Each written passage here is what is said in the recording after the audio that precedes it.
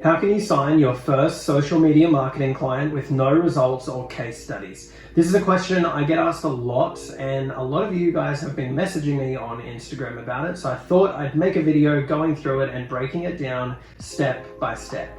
So if you're new here, welcome to the channel. My name is Cody, and each week I make videos on marketing, business, and building a social media marketing agency. If you've been watching for a while, you know I don't make super long content with fluff. Everything is super simple, to the point, and pretty blunt, and this video is no different. So let's dive right in. There are a few ways you can go about this. You can leverage someone else's case studies, use a freelancer, you can refine your sales skills, and you can also make a promise or a guarantee to stand out. When I was starting, it took me 9 months of non-stop outreach to get my first client. I put this down to a number of things, mainly because I didn't know anything about sales or how to close clients. I was always pitching Facebook ads when in reality, prospects don't care about that. They don't need to know the details. I found the more details you give them, the higher chance you have of losing that prospect. Sales is less about you pitching, rather listening and asking the right questions to lead the prospect where you want them to go. You can't tell them that they need your services or to be advertising online. They have to have that epiphany moment themselves. It has to come from them. Your goal is to lead them to that aha moment. Now, this is easier said than done, especially when you're starting out, but confidence will allow you to close any deal. Now, I've gone into meetings confident and I haven't been asked for any sort of case studies or previous results, but I've also gone into meetings where I'm not confident and have been asked for case studies or previous results. How you speak, how you present yourself really matters. That's why I'm talking about this first. Before you do anything I mentioned in this video, you need to have confidence and understand what questions you want to ask, what potential objections might be, and understand the flow of the conversation before having it. So many people think this is some high pressure, intense thing, when in reality, all it is a conversation. That's how I've always treated it. It's a conversation between two business owners, and you just gotta come from a place of you helping them. It's very casual. Many of you have DM'd me and said how instead of running ads yourself, you've decided to hire a freelancer straight away. By doing this, you have the ability to leverage their results and case studies, since they will be handling the fulfillment for the business. When you're starting out, this can be a great way to scale up quickly and build trust.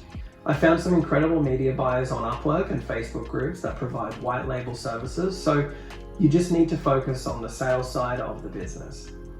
Alright, so if you don't want to do that, then you can actually leverage potential clients' competitors. What do I mean by that? So real estate agents are very competitive. They all want to win the biggest listings, sell the most homes, and also the most expensive properties, right?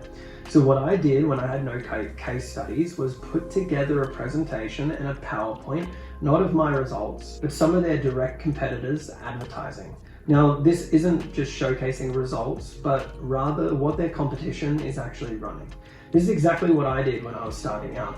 I wish I still had the presentation, but I'll give you the framework right now. So firstly, I had a slide on the power of advertising online. This was literally 5 dot points on why it's important. You don't need to have anything detailed here. This is just to go through on the call with the prospect. The meat of the presentation showed 3 competitors. Now, for me, going after real estate agents, I used 3 examples of agents who had built their business basically using 100% social media. And they just so happened to be some of the leading agents and brands in the country. You need to show successful competitors, ones that they know very well. I showed prospects the ads they were running, their social profiles, and the reason is because they need to understand what the competition is doing and how much they're spending to be in front of people 24 hours a day, 365 days a year. I really drilled this in and emphasized what they were missing out on. I took this one step further because I know a few of the marketers running the ads for some of these clients at the time, and they gave me a brief rundown of the results they were getting, so I included that into the presentation. I would tell the prospect, well, competitor X is achieving this result from spending X, and competitor Y is achieving this result by doing X. If you have a presentation like this, I can guarantee you won't get questioned about having a case study or not. You really open your prospect's eyes by literally showing them what they are missing out on by not having this implemented within their business. You can also create and include mock-up ads of some examples that you may create for them. A lot of people are visual, so show them a few examples of campaigns that you could run for them to get the results. Even with no experience, if you show mock-ups, it's a sure way to build the trust with potential clients. This, combined with the next point, will guarantee you to get new clients with ease without results or case studies. So the next one is some sort of guarantee or offer. I've spoken about an irresistible offer previously. If you want to check that video, go check it out up here after you watch this one. It will also be in the description below. The combination of a pitch deck as well as an incredible offer is the fastest way to succeed with no results. Now, your guarantee will depend on who actually is delivering the results. If you're doing it yourself with no experience, you're not going to guarantee X amount of booked appointments or they get a refund. The reason clients don't sign on with people with no experience is they're getting pitched ads and see no results, no promise, and there's no reason for them to say yes, as they'll be taking all the risk. To minimize the risk, you need to come up with something that you can promise them that you're confident you can actually deliver on. It could be, hey, we're going to get you X, Y, and Z results, or you get a refund. You could also say, hey, we're going to get you the results, or we'll work for free until we do. You could tell them that you'll guarantee a certain number of leads. This is something you need to figure out based on what you're comfortable with. Look, when you're starting out, any sort of offer like this will make you extremely uncomfortable, but you'll have to work through that. If you're starting a lead generation business, guaranteeing leads is the best promise anyone can start with. You may think it's hard, but trust me, it's really not. Over time, you'll sign clients with ease because you're reducing the risk on the client's end. And now, once you get results, you'll have a track record so you can repeat it with other clients. So the combination of a pitch deck with an incredible offer or promise will not only help you scale your agency, but it will help you build a consistently profitable business for the long term.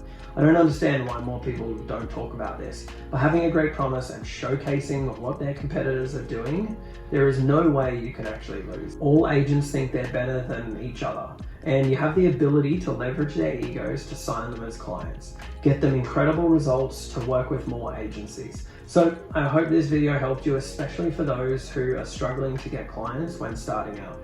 Make sure to like and subscribe, and I'll see you in the next video.